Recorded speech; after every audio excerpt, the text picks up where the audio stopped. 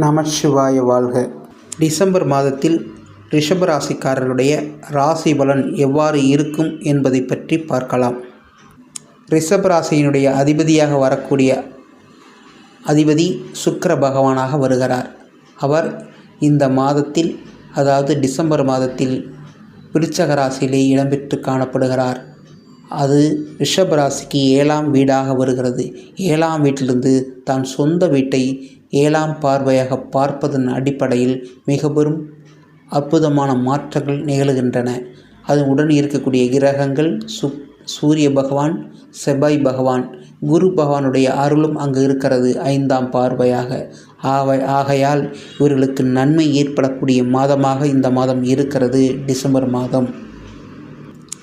முதலில் நாம் தொழில்நிலை எவ்வாறு இருக்கிறது என்பதை பற்றி பார்க்கலாம். அதாவது ரிஷபராசிக்கு 10ஆம் வீடாக வரக்கூடிய வீடு கும்ப வீடு. அந்த வீட்டினுடைய அதிபதியாக இருக்கக்கூடிய அதிபதி சனி பகவான் ராசிக்கு 11ஆம் இடத்திலும் அந்த 10ஆம் இடத்திற்கு 2ஆம் இடத்திலும் இடம்பெற்று காணப்படுகிறார்.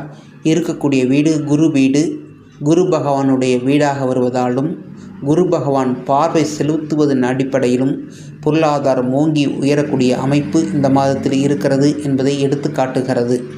10ஆம் வீட்டிலே ராகு பகவான் இடம்பெற்று காணப்படுகிறார். அதன் அடிப்படையிலும் ஒரு நன்மையான காலமாக பார்க்கப்படுகிறது. என்ன, தொழில் அடிப்படையில் மிக பெரும் பொருளாதார உருவாகக்கூடிய நிலையும், அந்த வீட்டின் அதிபதி என்று சொல்லக்கூடிய சனி பகவான் தொழிலுக்கு காரகாதிபதியாக வருவதனால் அவர் மிகவும் பொருளாதாரத்தை மேம்படுத்தக்கூடிய செயலும் செய்யக்கூடிய அற்புதமான நிகழ்வு இங்கு நிகழப்போகிறது என்பதை எடுத்து காட்டுகிறது. தொழில் பல்வேறு வகைகளில் இருந்தாலும், கனரக தொழில், மீதமான தொழில், குடிசை தொழில், சிறு வகை தொழில்களாக இருந்தாலும் கூட, எவ்வகை தொழிலாக இருந்தாலும் ரிஷபராசிக்காரர்களுக்கு மிகவும் மேன்மையை உருவாக்கக்கூடிய தன்மை அங்கே இருக்கிறது என்பதை எடுத்து காட்டுகிறது. கையிலே இருக்கக்கூடிய மூலப்பொருள் அளவு மற்றும் நாம் செய்து வைத்திருக்கக்கூடிய பொருளினுடைய அளவின் அடிப்படையில் லாபம் உருவாகக்கூடிய தன்மை, பொருளாதாரத்துடைய மேன்மை அடையக்கூடிய நிலை, தேவைப்பாடினுடைய அளவு உயரக்கூடிய நிலையின் அடிப்படையில் உங்களுக்கு பொருளாதாரம் மேன்மை அடைகிறது என்பதை எடுத்து காட்டுகிறது இந்த மாதம். வேலை என்று வருகின்றோம். வேலை என்று சொன்னால் இந்த ரிஷபராசிக்காரருடைய வேலையினுடைய தன்மை. இந்த ரிஷபராசிக்கு 6ஆம் வீடு தான் வேலையை எடுத்து காட்டக்கூடிய வேலை அமைப்பாக இருக்கிறது. 6ஆம் வீட்டுடைய அதிபதியாக வரக்கூடியவர் சுக்கிர பகவான். அவர் எங்கே இருக்கிறார்? ராசிக்கு 7ஆம் இடத்திலே. 7ஆம் இடத்திலே செவ்வாய் வீட்டிலே. செவ்வாயுடைய வேகத்தினுடைய அளவும் செயல்படக்கூடிய அமைப்பின் அடிப்படையிலும் எடுத்து காட்டக்கூடிய அமைப்பாக வருகிறது. ஆகவே இந்த மாதத்தில் வேலையுடைய அளவு அதாவது வேலை செய்வருடைய நிலை மேன்மை அடைகிறது என்பதை எடுத்து காட்டுகிறது. கார்ப்பரேட் நிறுவனத்தில் வேலை செய்வருடைய நிலையின் அடிப்படையிலும் மற்றும் அரசு சார்ந்த நிறுவனத்தில் வேலை செய்வருடைய அடிப்படையிலும் மிகவும் மதிப்பு உயர்கிறது என்பதை எடுத்து காட்டுகிறது. சனி பகவானுடைய, அதாவது வாழ்க்கையினுடைய பொருளாதாரத்தை நிர்மாணிக்கக்கூடிய அளவு இந்த சனி பகவானுக்கு மிகவும் அற்புதமான நிலை பெற்றிருக்கிறார்கள். அதன் அடிப்படையிலும் இவர்கள் இந்த வேலையுடைய தன்மையை அதிகரிக்கக்கூடிய செயலை அங்கு செய்யக்கூடிய தன்மையின் அடிப்படையினால் இவர்களுக்கு வேலை வாய்ப்பினுடைய தேவை உணர்கிறது. வேலையினுடைய அமைப்பு கிடைக்கிறது. வேலை இல்லாதவருக்கு வேலையை கிடைக்கக்கூடிய அமைப்பும், ஏற்கனவே வேலை உள்ளவர்களுக்கு மேன்மை அடையக்கூடிய பதவி உயர்வு மற்றும் வேறு வேலையினுடைய அமைப்பு கிடைக்கக்கூடிய அமைப்பு, அரசு சார்ந்த நிறுவனங்கள் வேலை செய்பவர்கள் நிலை நன்மதிப்பு உயர்கிறது. இவர்கள் எதிர்பார்த்த இடமாற்றம் மற்றும் பதவி உயர்வு கிடைக்கக்கூடிய அமைப்பு இங்கே இருக்கிறது என்பதை எடுத்து காட்டுகிறது. அடுத்ததாக, அதாவது வேலைக்கு பின்பு குடும்பத்தினுடைய நிலை, 2ஆம் பாவத்துடைய செயலை பார்க்கலாம். குடும்பம், தனம், வாக்கு என்ற அடிப்படையில் பார்க்கப்படுகின்றோம். குடும்பம் என்று வரும்பொழுது 2ஆம் வீட்டை நாம் பார்க்கின்றோம். ராசிக்கு 2ஆம் வீடு என்று சொல்லக்கூடிய வீடு மிதுன வீடு. மிதுன வீட்டினுடைய அதிபதியாக வரக்கூடிய அதிபர் புதன். புதன் ராசிக்கு 6ஆம் இடத்திலே இருந்தாலும் நன்மை பெற்று காணப்படுகிறார். குரு வீடு, அதாவது சுக்கிரன் வீடாக வருகிறது, ராசியினுடைய வீடாக வருகிறது. ஆகவே அவற்றின் அடிப்படையில் நன்மை ஏற்படுகிறது. இவர் பெயர்ச்சி அடையக்கூடிய நிலையும் அங்கு இருக்கிறது. எவ்வாறு என்று பார்த்தால் டிசம்பர் மாதம் 6ஆம் தேதியும் கார்த்திகை 20ஆம் தேதியும் இவர் துலாத்திலிருந்து விருச்சகத்துக்கு செல்கிறார். அவற்றின் அடிப்படையில் நன்மை ஏற்படக்கூடிய அமைப்பாக பார்க்கப்படுகிறது. கணவன் மனைவியிடையே ஒற்றுமை ஓங்குகிறது. நினைத்த இடத்திற்கு செல்லக்கூடிய நிலை அங்கு ஏற்படுகிறது. விருப்பமான செயலை செய்யக்கூடிய நிலையிலும் அங்கு இருக்கிறார்கள். தம்பதியருடைய ஒற்றுமையை இதன் மூலம் காட்டுகிறது. அடுத்தது தனம். தனம் என்று சொன்னால் பொருளாதாரம். இந்த மாதத்திலே பொருளாதார உயர்வு நிலை இங்கு ஏற்படுகிறது என்பதை எடுத்து காட்டுகிறது. வாக்கு. வாக்கு என்பது இவர்கள் கொடுக்கப்பட்ட வாக்கு பொருளாதார ரீதியாக இருக்கலாம் மற்றும் வேறு வகையான ரீதியாக இருந்தாலும் கூட இவர்களுக்கு வாக்குத்தன்மை 2ஆம் இடம். 2ஆம் இடத்தினுடைய அதிபதி நன்னிலை பெற்று காணப்படுவதன் அடிப்படையிலும் குரு பார்வையின் அடிப்படையிலும் ஏற்படுவதனால் இந்த மாதத்தில் அவர்களுக்கு கொடுக்கப்பட்ட வாக்கு நிறைவேற்றக்கூடிய தன்மை அங்கு ஏற்படுகிறது. 3ஆம் இடம். 3ஆம் இடம் எதை குறிக்கிறது? முயற்சி, தொடர் முயற்சி, வெற்றி இவற்றை குறிக்கிறது. 3ஆம் இடத்துடைய நிலை என்று பார்க்கப்பட்டால் அங்கு கடக வீடாக வருகிறது. கடக வீட்டிலே காணப்படக்கூடிய கிரகம் என்ற அடிப்படையில் பார்த்தால் குரு பகவான் அங்கு இருக்கிறார். மிகவும் அற்புதமான செயல். இங்கே செயலை செய்யக்கூடிய விடாமுயற்சியின் அடிப்படையில் செயலை செய்து வெற்றியை காணக்கூடிய நிலை இருக்கிறது என்பதை எடுத்து காட்டுகிறது குரு பகவான் மூலம். அடுத்ததாக 4ஆம் வீடு. 4ஆம் வீடு என்று சொன்னால் முதலீடு, வண்டி வாகனம், தாயாருடைய நிலை, பொருளாதாரம் இவற்றை குறிக்கக்கூடிய வீடாக வருகிறது. 4ஆம் வீட்டினுடைய இருக்கக்கூடிய கிரகத்தின் அடிப்படையில் பார்க்கப்பட்டால் கேது பகவான் அந்தையாக வரக்கூடியவர் சூரிய பகவான். கேது பகவானுடைய சில தடைகளும் சூரிய பகவானுடைய பூஸ்ட் தரக்கூடிய நிலையின் அடிப்படையில் அங்கு இருக்கக்கூடிய தன்மையும் குரு பகவானுடைய பார்வையின் அடிப்படையில் இவர்களுக்கு 4ஆம் வீட்டுடைய வேலை நடைபெறுகிறது. தடைப்பட்ட காரியத்தை நிறைவேற்றக்கூடிய நிலை அங்கு குரு பகவானுடைய அருளின் மூலம் நடைபெறுகிறது.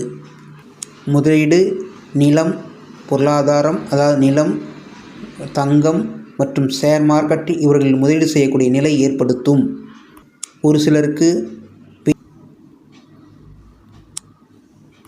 தாயாருடைய நிலையின் அடிப்படையில் பார்க்கும் பொழுது சற்று கவனமாக இருப்பது நல்லது. ஏனெனில் 4ஆம் இடத்திலே கேது பகவான் இருப்பதும் அவற்றின் அடிப்படையில் இருக்கக்கூடிய சனிக்கு 8ஆம் வீடாக வருவதனாலும் 6, 8க்கு சம்பந்தப்படுகின்ற பொழுது தாயாருடைய நிலை சற்று கவனமாக இருப்பது நல்லது. 5ஆம் இடம். 5ஆம் இடம் என்று சொல்லும் பொழுது குலதெய்வம், குழந்தை, சிந்தனை இவற்றின் அடிப்படையில் கௌரவம் இவற்றையெல்லாம் குறிக்கக்கூடிய இடமாக வருகிறது. முதலில் குழந்தையை பார்ப்போம். 5ஆம் இடம் என்று சொல்லும் பொழுது குழந்தையினுடைய நிலை, அதாவது புதிய தம்பதிகளாக இருந்தால் குழந்தை பாக்கியத்தை ஏற்படுத்தக்கூடிய நிலை அங்கு ஏற்படுகிறது. ஏற்கனவே குழந்தை பாக்கியம் உள்ளவர்கள் அவருடைய நிலையின் அடிப்படையில் பார்க்கப்பட்டால் சனி பார்வையில் இருப்பது சற்று கவனமாக இருப்பது நல்லது.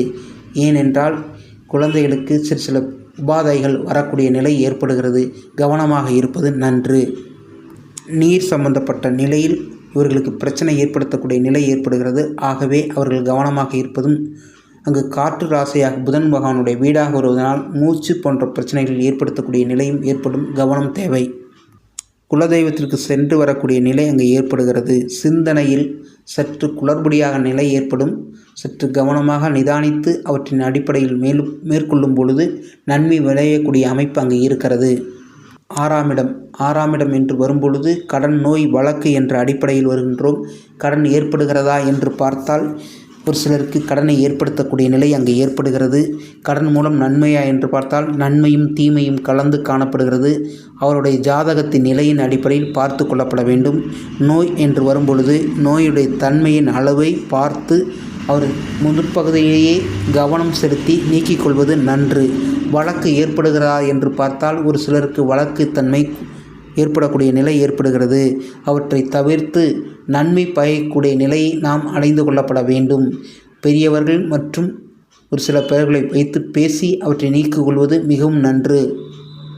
7ஆம் இடம். 7ஆம் இடம் என்று சொன்னால் கலத்திரஸ்தானம், அதாவது திருமண பாவம். ஆணாக இருந்தால் பெண், பெண்ணாக இருந்தால் ஆண் என்ற அடிப்படையில் வருகின்றோம். 7ஆம் இடத்திலே செவ்வாய் பகவான், சூரிய பகவான், சுக்கிர பகவானும் குரு பகவானுடைய பார்வையின் அடிப்படையில் இருக்கின்ற அமைப்பின் அடிப்படையிலும் சனி பகவானுடைய திரிகோணத்தை சம்பந்தம் ஏற்படுவதன் அடிப்படையிலும் ஒரு சிலருக்கு திருமண வாய்ப்பை கூடித்தரக்கூடிய அமைப்பு அங்கே இருக்கிறது. அருமையான அமைப்பாக இந்த மாதம் பார்க்கப்படுகிறது. இந்த மாதத்தில் திருமணம் கூடி வரக்கூடிய நிலை அங்கு ஏற்படுகிறது. நீண்ட நாட்களாக திருமணம் ஆகாதவர்களுக்கு திருமணம் வாய்ப்பு அதிகமாக திருமணம் நடக்கக்கூடிய வாய்ப்பு அங்கு அதிகமாக இருக்கிறது. நண்பர்கள் மூலம் நன்மை ஏற்படுகிறது. அரசியல்வாதிகளுடைய நிலையின் அடிப்படையில் பார்க்கும்பொழுது இந்த மாதம் ஒரு அற்புதமான அமைப்பாக காணப்படுகிறது. மக்கள் ஒற்றுமை மற்றும் அவர்கள் எண்ணிய சாதனத்திற்கு உட்படக்கூடிய நிலை அங்கு ஏற்படுகிறது. அதன் மூலம் அவர்களுக்கு வெற்றி கிடைக்கிறது. 8ஆம் இடம் அதிர்ஷ்டம் ஆயுள் என்ற அடிப்படையில் வரும்பொழுது அதிர்ஷ்டம் அதிகமாக இருக்கிறது. அதன் மூலம் ஆயுளும் கூடக்கூடிய நிலை அங்கு ஏற்படுகிறது. பாக்கியஸ்தானம் என்று சொல்லும் பொழுது 9ஆம் இடம், அதாவது 9ஆம் இடத்தினுடைய நிலையின் அடிப்படையில் பார்க்கும்போது சனி பகவானாக வருகிறார். அவர் ராசிக்கு 11ஆம் இடத்திலே நிலைபெற்று காணப்படுகிறார். குருபீடாகவும் வருகிறது. அவர்களுக்கு நன்மையான அமைப்பு அதிகமாக கிடைக்கக்கூடிய அமைப்பு ஏற்படுகிறது. இவர்கள் நினைத்த காரியம், தலைமை பண்பு மற்றும் கோவில் கட்டுதல் போன்றவை பொதுமக்களுக்கு செய்யக்கூடிய செயலை செய்யக்கூடிய நிலையிலும் இவர் இருக்கிறார்கள். இவர்களை தலைமை பண்புகளுக்கு கொண்டு வரக்கூடிய நிலை ஏற்படுத்தக்கூடிய நிலையாகவும் இருக்கிறது. அரசியல் மற்றும் அரசு சார்ந்த நிறுவனம் இவற்றின் மூலம் தலைமை பதவியை வகுக்கக்கூடிய நிலை அங்கு ஏற்படுகின்ற காரணத்தின் அடிப்படையில் இவருக்கு நன்மதிப்பு கூடக்கூடிய அமைப்பு அங்கு இருக்கிறது. 11ஆம் இடம் என்று சொல்லும் பொழுது இவருக்கு நன்மையான அமைப்பு, அதாவது அதிர்ஷ்டம், மகிழ்ச்சி இவற்றின் ஏற்படக்கூடிய நிலை அங்கு இருக்கிறதா என்று பார்த்தால் அதிகமான லாபத்தன்மையை கொடுக்கக்கூடிய நிலை அங்கு ஏற்படுகிறது. 9ஆம் இடத்து அதிபதி 11ஆம் இடத்தில் இருப்பதன் காரணம் மிகவும் அற்புதமான ஒரு அமைப்பு. இயற்கையின் துணை கொண்டு செயல்படுத்தக்கூடிய செயல் மகிழ்ச்சியும் நிறைவான வாழ்க்கையும் தரக்கூடிய நிலை அங்கு ஏற்படுகிறது. 12ஆம் இடம் என்பது அயன போயன போகஸ்தானம் என்று வருகிறது. ஒரு சிலருக்கு பிரச்சனை ஏற்படுகிறது, ஒரு சிலருக்கு நன்மை அதிகமாக கிடைக்கக்கூடிய அமைப்பாகவும் பார்க்கப்படுகிறது. இந்த மாதம் பொதுவாக ரிஷபராசிக்காரர்களுக்கு மிகவும் ஒரு பொற்காலமாக அமைகிறது என்பதை எடுத்து காட்டுகிறது. நமசிவாய வாழ்க. புதிதொரு வீடியோவில் சந்திப்போம்.